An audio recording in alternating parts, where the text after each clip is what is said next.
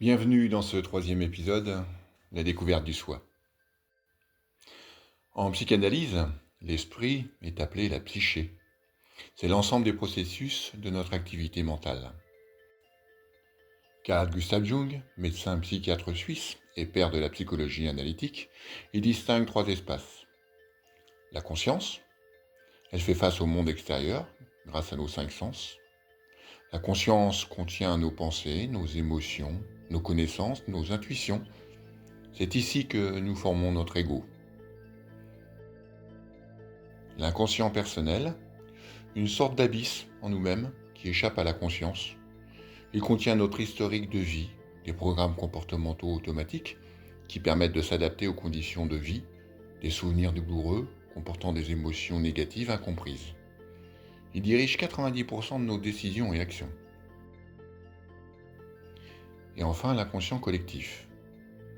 C'est notre partie la plus profonde qui abrite nos héritages génétiques encodés, une forme d'instinct qui permet par exemple de survivre, procréer, sans avoir aucune expérience ni apprentissage préalable.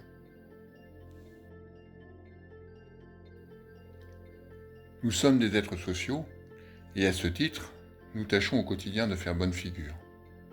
Carl Gustav Jung identifie la persona comme des masques sous lesquels nous nous cachons pour répondre aux codes et exigences sociales.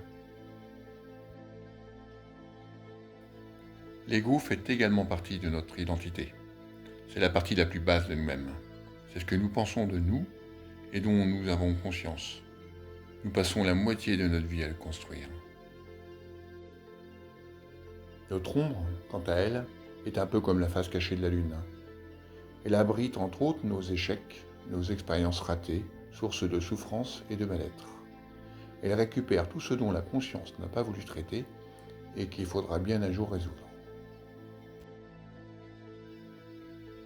À chaque combat perdu contre l'extérieur, nous créons un conflit interne avec notre conscience.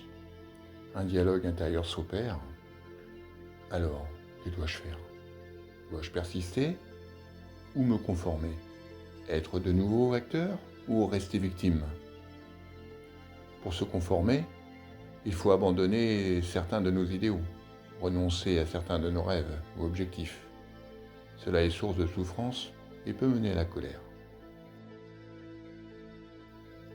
Alors, pour se soulager, la conscience transfère l'historique à l'inconscient personnel, et plus exactement dans l'ombre.